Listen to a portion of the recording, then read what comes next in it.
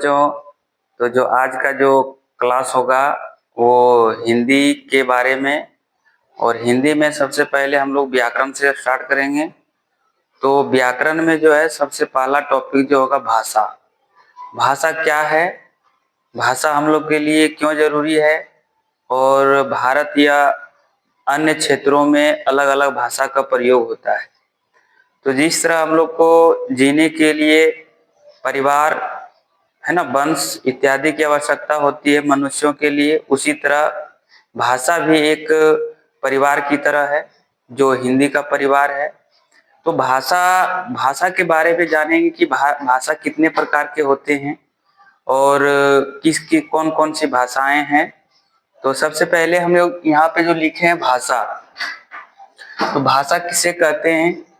तो जब कोई भी व्यक्ति से हम अपने क्षेत्र से या अपने क्षेत्र में या अपने क्षेत्र से दूसरे क्षेत्र में जब किसी व्यक्ति से बात करते हैं तो हमें भाषा की आवश्यकता पड़ती है।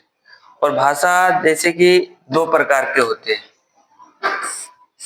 भाषा जो है दो प्रकार का, एक होता है मौखिक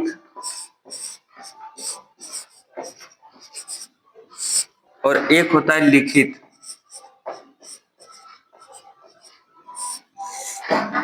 एक होता है मौखिक, एक होता है लिखित। मौखिक का मतलब जो हम बोल करके किसी व्यक्ति को समझाने का प्रयास करते हैं उसको हम लोग मौखिक भाषा कहेंगे। और जो मौखिक के बाद जो हम कोई भी कागज पर कोई भी वाक्य को लिखते हैं उसको हम लोग लिखित भाषा कहते हैं। तो भाषा को अगर एक बार में हम अगर परिभाषा उसको बोले तो बोलेंगे कि भाषा वह माध्यम है जिसके सहायता से हम किसी भी व्यक्ति को बात करके किसी भी क्षेत्र के बारे में समझा सकें, उसे भाषा कहेंगे। और भाषा मुख्य रूप से दो होते हैं, एक लिखित एक मौखिक। मौखिक का मतलब होता है जब कोई प्राणी कोई भी वाक्य को बोलकर किसी दूसरे को समझाता है उसे मौखिक भाषा कहेंगे। और जब कोई प्राणी यानी कि लिखित के बारे में, जब कोई प्राणी कोई भी वाक्य को कागज पे या जिस तरह हम अभी लिख रहे हैं बोर्ड पे, अन्य प्रकार किसी भी जगह लिखा जाता है उसे हम लोग लिखित भाषा कहते हैं। तो भाषा का परिभाषा लिखेंगे, आप लोग चाहेंगे तो कॉपी पर नोट कर सकते हैं। जैसे परिभाषा अगर भाषा का लिखेंगे, जब कोई प्राणी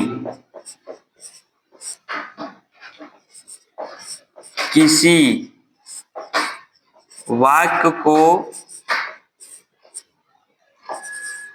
दूसरे व्यक्ति को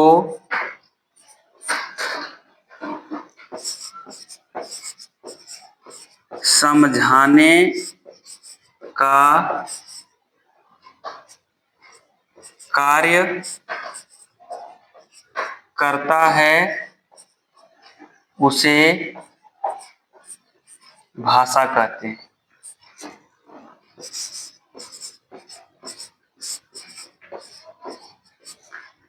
और दूसरा जो होगा, भाषा कितने प्रकार के होते हैं, तो भाषा दो प्रकार के होते हैं।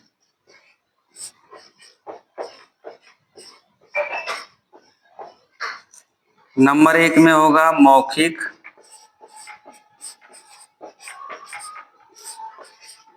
मौखिक भाषा। दूसरा में होता है लिखित।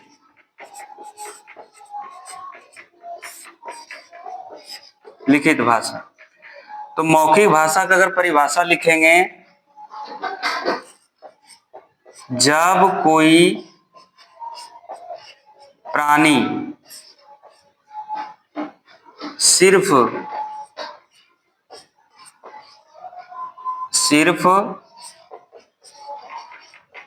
बोलकर किसी वाक्य को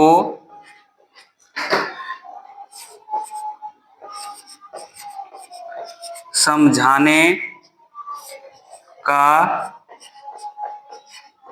प्रयास करता है उसे मौखिक भाषा कहते हैं। उदाहरण में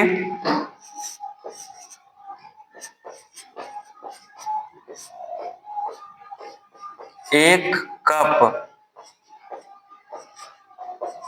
चाय दो। और भी कोई वाक्य हो सकता है, जैसे कि तुम एक गिलास पानी दो, मैं वहां जा रहा हूं। जो भी बोलकर बताया जाए उसे हो गया, वो उसको हम लोग बोलेंगे मौखिक भाषा।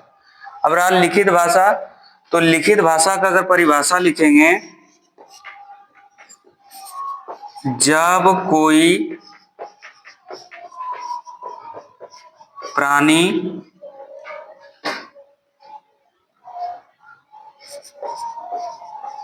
सिर्फ लिखकर किसी वाक्य को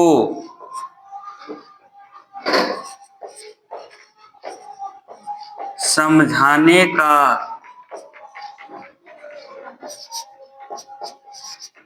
प्रयास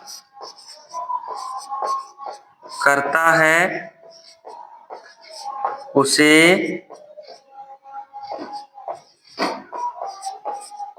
लिखित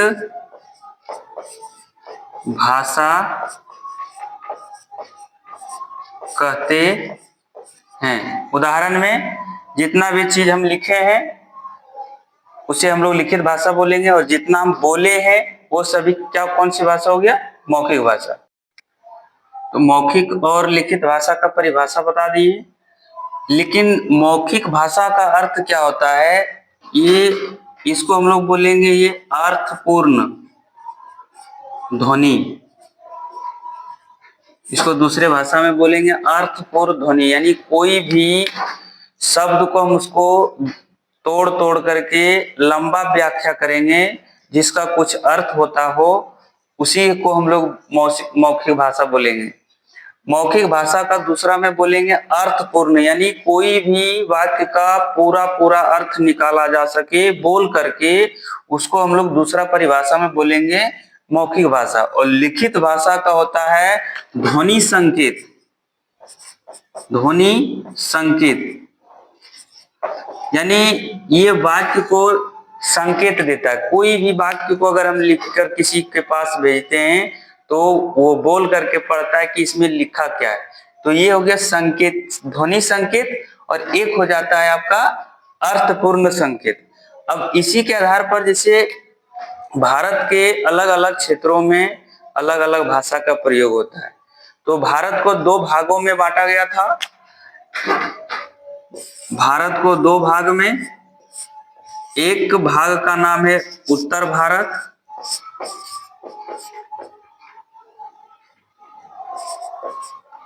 एक दक्षिण भारत।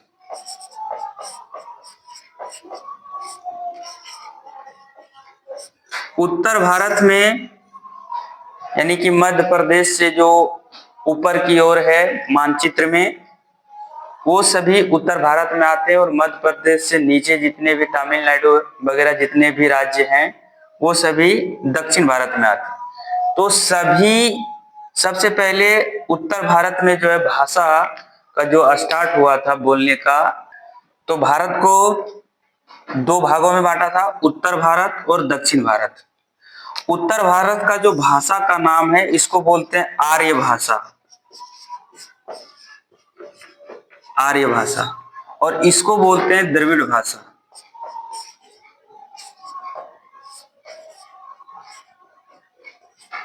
ये भारत का पहला भाषा है और ये दूसरा भाषा, यानी कि भाषा परिवार का सबसे पहला भाषा आर्य भाषा, दूसरा में द्रविड़ भाषा।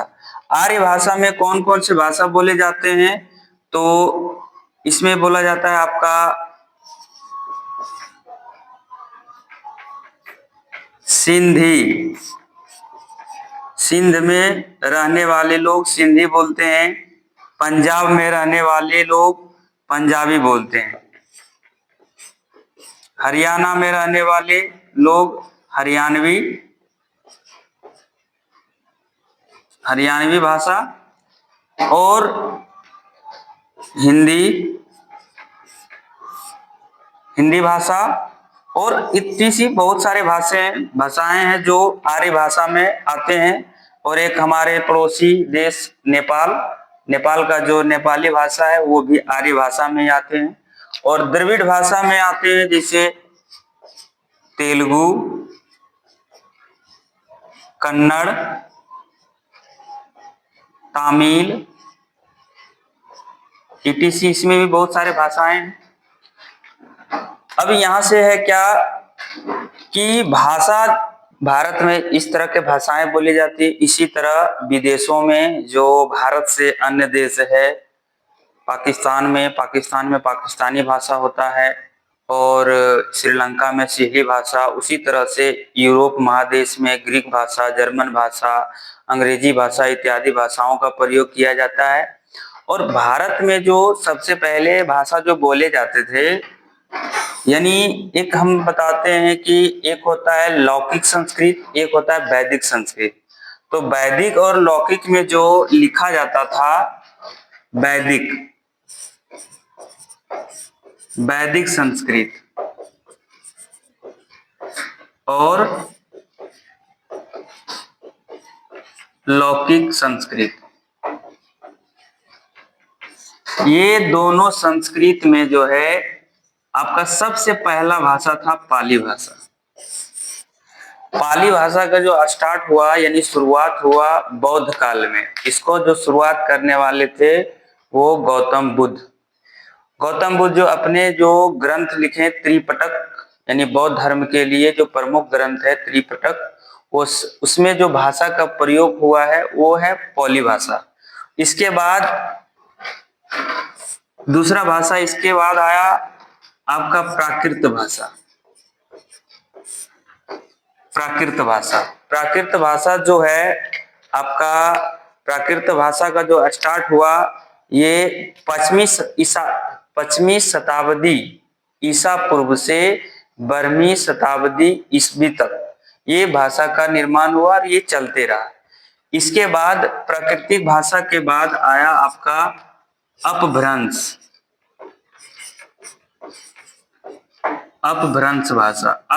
भाषा का जो शुरुआत हुआ यानी 6वीं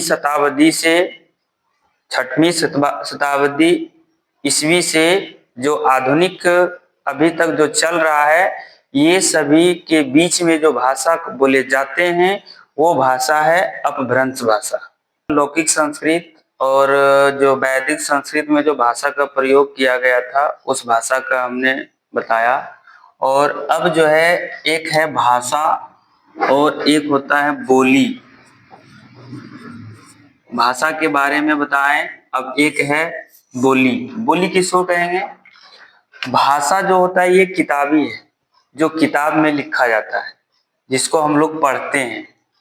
और बोली का अर्थ होता है कि जो घर में यानी घरेलू या तो फिर कोई क्षेत्रीय जो क्षेत्र में जो बोला जाता है उसे हम लोग बोली कहते हैं। ये दोनों में एक यही अंतर है, भाषा को हम अपने जो शब्द है, हम लोग को जो क्षेत्रीय लैंग्वेज है यानी भाषा है, उसमें हम जो कन्वर्ट करेंगे, जो किताब में जो लिखित भाषा है उसको जो अपने भाषा में जो प्रयोग करेंगे उसी को हम लोग बोली कहते हैं। बोली को हम लोग घर में, समाज में, क्षेत्र में, एक गांव से दूसरे गांव में बोलेंगे। भाषा का प्रयोग होता है जैसे एक जगह से दूसरे जगह जाएंगे, इसे शुद्ध हिंदी में जो बात किया जाता है वो भाषा होता है। और जो ग्रामीण है, जो नगर में जो आपका मतलब घरेलू यानी सामाजिक जो भाषा होता है उसको हम लोग बोली कहते हैं। ठीक है, दोनों में एक ही अंतर है, भाषा का प्रयोग किताबों में किया जाता है और बोली का प्रयोग घरेलू कामों के लिए किया जाता है। ठीक है, अब इसका आप लोग भी समझ करके परिभाषा कॉपी में लिख सकते हैं। भाषा जो है हिंदी जो है हम लोग पढ़ते हैं, अगर उसको बोलियों के अनुसार अगर बोलेंगे तो उसको 5 भाग में बांटा गया है। तो कौन कौन से भाग हैं उसको देखेंगे और कौन कौन से भागों में कौन कौन से भाषा या बोली का प्रयोग किया जाता है उसको जानेंगे। तो इसमें लिखेंगे कि हिंदी, हिंदी में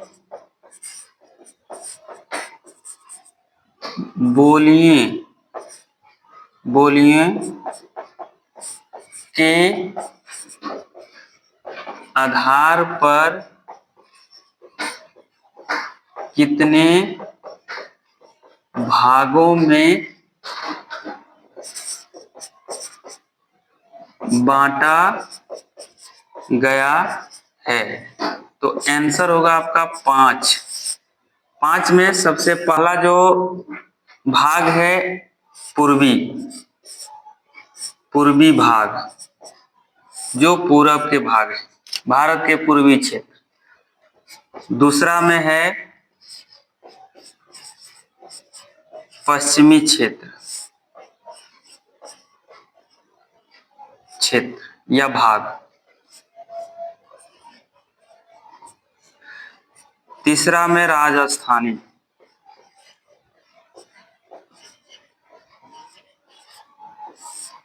चौथा जो है आपका बिहारी।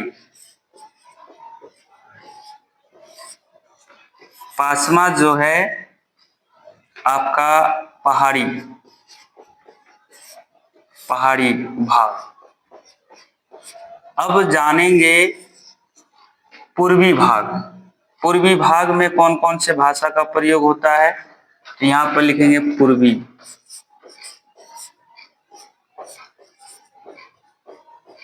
भाग, यानी कि भारत में जो पूर्वी भाग है, पूर्वी भाग में जो बोले जाने वाले जो बोली या भाषा है उसको पूर्वी भाग बोली कहेंगे। तो इसमें कौन कौन से भाषा आएंगे उसके बारे में बताएंगे। पूर्वी भाग में जो भाषा बोले जाते हैं वह भाषा है अवधी, बघेली, छत्तीसगढ़ी। और ये जो अवधी जो भाषा है, अवधी भाषा का जो प्रयोग हुआ है रामचरितमानस को लिखने में, और अवधी भाषा का जो प्रयोग किए हैं गोस्वामी तुलसीदास, और इस भाषा के प्रयोग करके रामचरितमानस को लिखा गया। ठीक है। और दूसरा ये तो रामचरितमानस,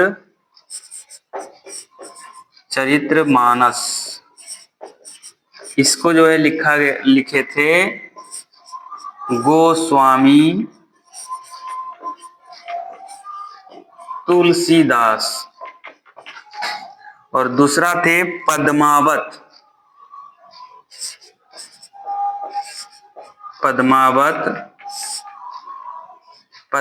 का जो लेखक थे मलिक मोहम्मद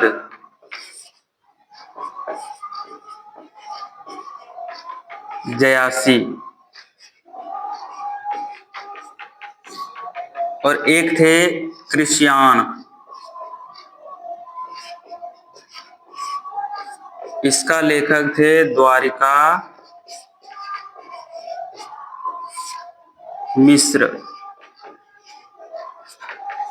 ये सभी जो ग्रंथ हैं ये सभी अवधी भाषा में लिखा गया है। और अब बघेली भाषा, तो बघेली भाषा का प्रयोग किसमें हुआ। तो बघेली जो भाषा है, बघेली भाषा का प्रयोग कथा करने में, गानों में, और जो वाद्य यंत्र होते हैं उसमें जो धुन डाले जाते हैं वो सभी बघेली भाषा में होते हैं। ठीक है। छत्तीसगढ़ी भाषा का सबसे प्रमुख जो ग्रंथ है उसका नाम है अपूर्वा। ये सभी भाषा, ये 3 भाषाओं का प्रयोग पूर्वी भागों में किया जाता है। ठीक है। और दूसरा में पश्चिमी भाग हिंदी।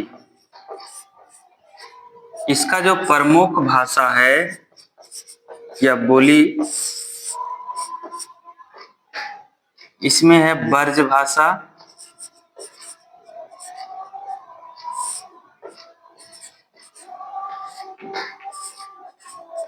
खड़ी बोली और हरियाणवी। उसके बाद है बुंदेली, कनौजी। ये इसमें मात्र 5 भाषा हैं। ब्रज भाषा का जो ब्रज भाषा में जो सबसे ज्यादा अहम भूमिका निभाए हैं वो है सूरदास और नंदादास। खड़ी बोली का जो मुख्य श्रेय दिया जाता है अमीर खुसरो,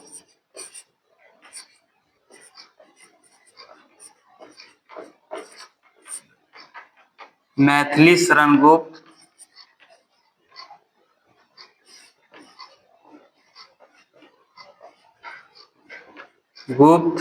और एक है हमारे राजा भारत तेंदु हरिश्चंद्र। खड़ी बोली जो है अधिकतर दिल्ली, उत्तर प्रदेश में जो जितने भी जिले हैं उसमें खड़ी बोली का प्रयोग किया जाता है। ब्रज भाषा का प्रयोग वृंदावन के क्षेत्रों में प्रयोग किया जाता है, हरियाणवी हरियाणा के क्षेत्रों में। और हरियाणवी भाषा का जो है सबसे प्रमुख कवि दयाचंद मायना लखीमचंद, ठीक है, जो हरियाणवी भाषाओं के सबसे ज्यादा विस्तृत किया। बुंदेली का जो है प्रमुख जो लेखक हैं संतोष सिंह, नीरज जैन, लक्ष्मी प्रसाद गुप्त। ये सभी जो है बुंदेली भाषा को आगे बढ़ाने का काम किए। कनौजी भाषा का जो है प्रमुख जो कवि हैं चिंतामणि है, मतीराम और एक भूषण जो है हमारे वर्ग 12th में एक कविता लिखे हैं जो कनौजी भाषा में है, ठीक है। और ये कनौजी भाषा के प्रमुख कवि, ये सभी कनौजी भाषा को जो है ना आगे बढ़ाने का प्रयास किए हैं। तो ये जो है पश्चिमी भाग हिंदी का ये प्रमुख भाषा है। प्रमुख भाषा है कौन कौन? ब्रज भाषा, खड़ी बोली, हरियाणवी, बुंदेली, कनौजी। और ये सभी को भाषा को जो आगे बढ़ाने का काम किया है वो यहाँ पे हम सबने लिख दिया है। ब्रज भाषा का सूरदास और नंदादास और खड़ी बोली का अमीर खुसरो, मैथिली शरण गुप्त, भारत तेंदु हरिश्चंद्र और हरियाणवी का दयाचंद मायना लखीमचंद और बुंदेली में संतोष सिंह, नीरज जैन और लक्ष्मी प्रसाद गुप्त और कनौजी में चिंतामणि, मतीराम और भूषण। ये सभी जो है अपने अपने क्षेत्रों के भाषा को आगे बढ़ाने का काम किया है। और अगला अब आपको 3 नंबर का बताएंगे। तीसरा नंबर राजस्थानी हिंदी। और राजस्थानी हिंदी का जो प्रमुख भाषा है वो यहाँ पे लिख दिए। क्या है? 1 नंबर में मारवाड़ी, ठीक है, दूसरा में मेवाड़ी, तीसरा में मेवाती और चौथा में हड़ौती। और मारवाड़ी भाषा का जो है जो प्रमुख लेखक हैं उसका नाम है राज प्रकाश, उदय प्रकाश। ये सभी जो है मारवाड़ी भाषा का जो आगे बढ़ाने का काम किया है, ठीक है।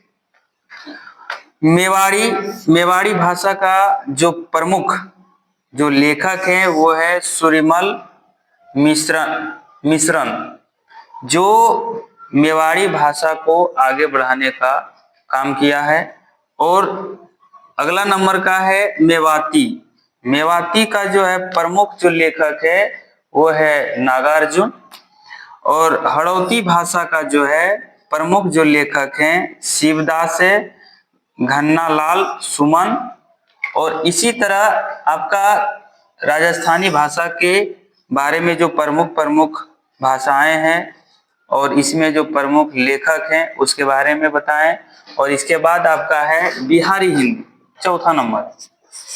बिहारी हिंदी का जो प्रमुख भाषा है, एक है नंबर 1 में मगही, दूसरा में भोजपुरी, तीसरा में मैथिली, चौथा में अंगिका और पांचवा में बज्जिका। मगही, मगही जो है इसका जो प्रमुख जो लेखक है जयनाथ पति, ठीक है। और भोजपुरी का जो प्रमुख है लेखक है उसका नाम है भिखारी ठाकुर, जो भोजपुरी सिंगिंग में सबसे ज्यादा योगदान भी दिए हैं। और तीसरा नंबर का है मैथिली। मैथिली का जो है प्रमुख जो कवि है उसका नाम है विद्यापति। और विद्यापति जो मैथिली का जो शुरुआत किए थे, वो पहला जो ग्रंथ लिखे थे उसका नाम था पदवली, ठीक है। और अगला है चौथा नंबर में अंगिका। और अंगिका का जो प्रमुख लेखक है वो है अनिल चंद्र ठाकुर। और उसके बाद बज्जिका, बज्जिका का जो है हलधर दास। ये सभी भाषाओं को आगे बढ़ाने में ये सभी प्रमुख व्यक्ति का योगदान है। जैसे मगही में जयनाथपति, भोजपुरी में भिखारी ठाकुर, मैथिली में विद्यापति, अंगिका में अनिल चंद्र ठाकुर, बज्जिका में हलधर दास। और इसी तरह से लास्ट जो हिंदी है हम लोग का वो है पहाड़ी हिंदी, जो 5वां नंबर में हम बताए थे। और पहाड़ी हिंदी का जो प्रमुख जो भाषा है मात्र 3 है। एक है मंडियाली जो मध्य प्रदेश में बोले जाते हैं, ठीक है। और एक है गढ़वाली जो उत्तराखंड में बोले जाते हैं। कुमाऊनी जो है, कुमाऊनी, ये सभी पहाड़ी क्षेत्रों में बोला जाता है। और मंडियाली जो है भाषा का जो प्रमुख जो लेखक हैं उसका नाम है अशोक कामत, जो अपने भाषा को आगे बढ़ाने का काम किए। और दूसरा में है गढ़वाली, इसका जो लेखक है तारानाथ गोरोला। और जो कुमाऊनी है जो सुमित्रा नंदन पंत है, जो उत्तराखंड के निवासी हैं, ठीक है। तो ये सभी जितने भी आपको टॉपिक बताए हैं हिंदी भाषा, और हम लोग के क्षेत्र में कितने प्रकार के हिंदी है और कौन हिंदी में जितने भी हिंदी भाग में बांटे गए हैं उसमें कौन कौन से भाषा हैं उसके बारे में बताएं। और आगे का जो है जो टॉपिक कल हम बताएंगे वो होगा व्याकरण से संबंधित, और व्याकरण को हम लोग जानने का प्रयास करेंगे। और ये जो वीडियो आपको बताएं इसको ध्यान से सुने, देखें और ज्यादा से ज्यादा शेयर करने का प्रयास करें, ताकि ये सभी विशेष जानकारी अन्य छात्रों को मिले और तेजी से आगे बढ़ने का प्रयास करें। धन्यवाद।